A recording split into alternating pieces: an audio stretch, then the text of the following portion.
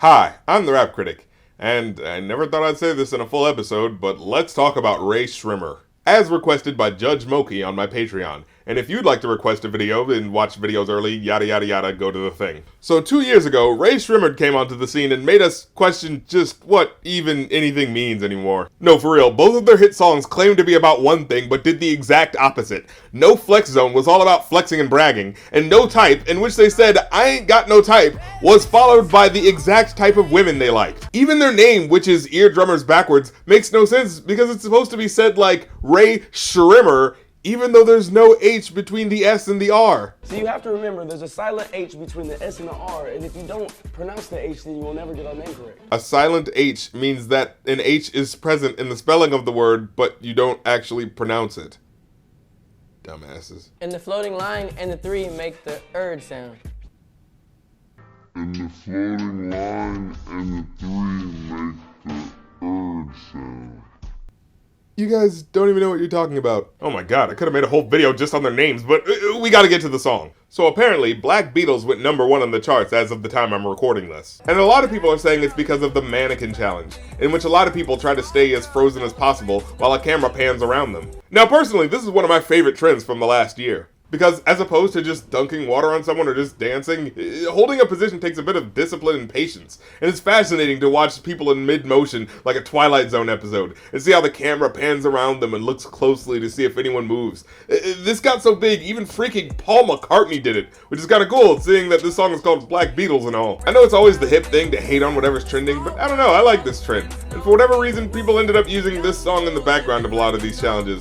And well, the beat work sounds completely lifeless, so I guess Mannequin Challenge kind of works. But okay, since this is apparently the most visible song right now, let's analyze the lyrics. Even though I know the only reason it's popular is because of the challenge and has nothing to do with its lyrical content. But screw it, this is what I do, okay? Black Beatles in the city, be back immediately to confiscate the money. So the song is about how they're making money like the Beatles did back in the day.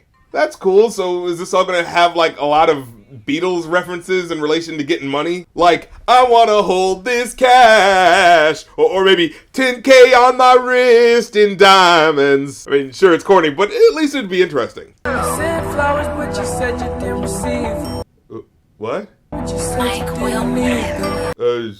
I thought this was gonna be a brag rap song about the Beatles, but I guess it's about how some girl curbed you? Alright. That girl is a real crowd, please. So, it's just another song about how all women are scandalous hoes, right?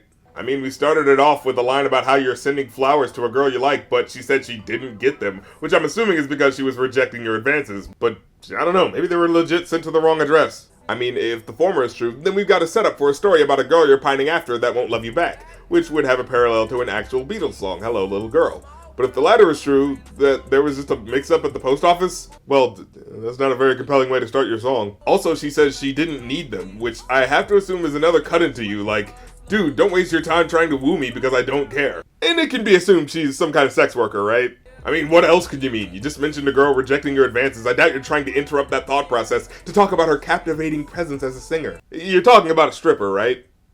Wait, why am I even asking? As if mainstream rappers talk about women in any positions other than stripper and prostitute. And wait a minute, you're sending strippers flowers?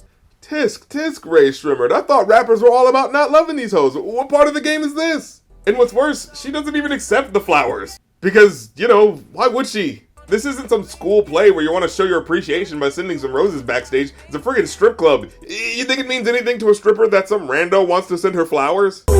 Young bull living like an old geese.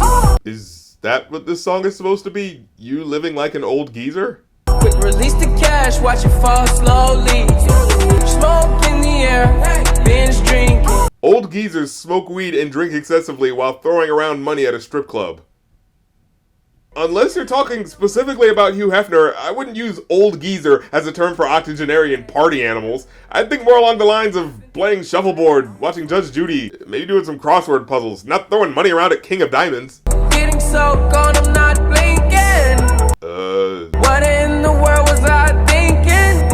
Okay, I think I figured this out. Maybe the last minute or so of this song, he was so high, he was just babbling and throwing out money, and now he just came down from his high, and he's like, oh my god, my eyes hurt, I think I've spent way too much money in this club, did I like send someone a box of flowers at some point? I don't know how I'm gonna pay my mortgage, oh god, this was a mistake.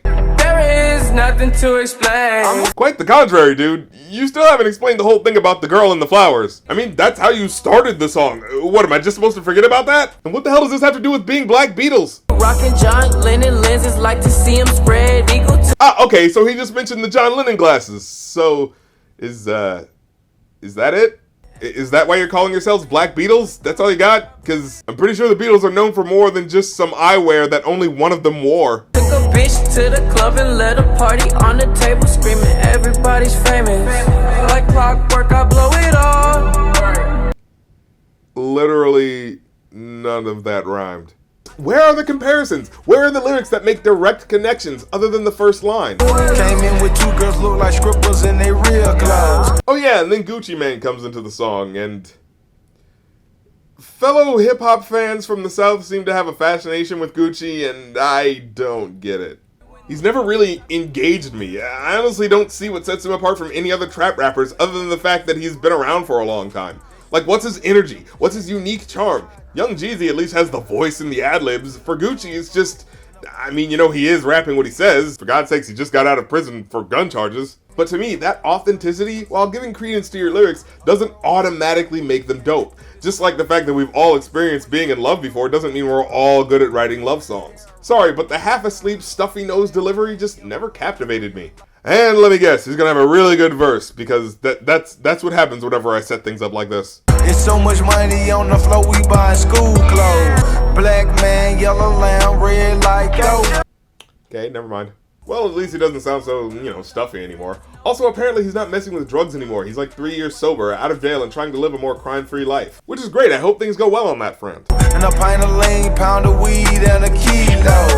Like Chapo serving yayo to the gringos. Doesn't necessarily sound like he's done with drugs, but from his interviews and stuff, he sounds a lot more clean-cut and cleaned up, so why is he still talking about drugs? I thought the reason why people liked you was because you were real, right? Shouldn't you be reflecting that new reality in your music? I even tried to listen to some of his new music to make sure I wasn't missing something, but nope, dude's picked up right where he left off with the same simple drug, sex, guns lyrics with minimal attempts at wordplay, which is fine. Hey, it's got him this far, and if it's music that'll keep him from going to jail, that's fine, so be it. But for me, I just don't feel it. Oh, and he also makes no reference to the Beatles, so this verse is a waste as well. Then we get the Slim Jexamy Jimmy? Man, we gotta keep moving. So, does he make any Beatles references? She's a good teaser, and we blowing reefer.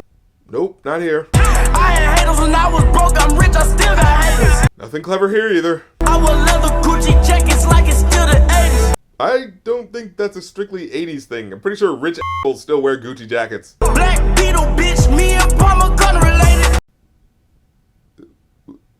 So was that it? Was that the only reference he got? There wasn't even any wordplay or hyperbole or a joke or a reference or anything. It was just a lie. Like, that's not true. That's obviously not true. So why did you say it? God, you guys are songwriters. Well, overall, I give this a 1 out of 5. It's completely forgettable, and it wastes the opportunity to do something fun in exchange for more generic rap. It's not even bad enough to get angry at it. It's just too bland to warrant any real response other than slight confusion. But those videos of people doing the mannequin challenges, I can't lie, I can't get enough of them. Oh, that's cool. Oh, look, that guy's moving, he's moving.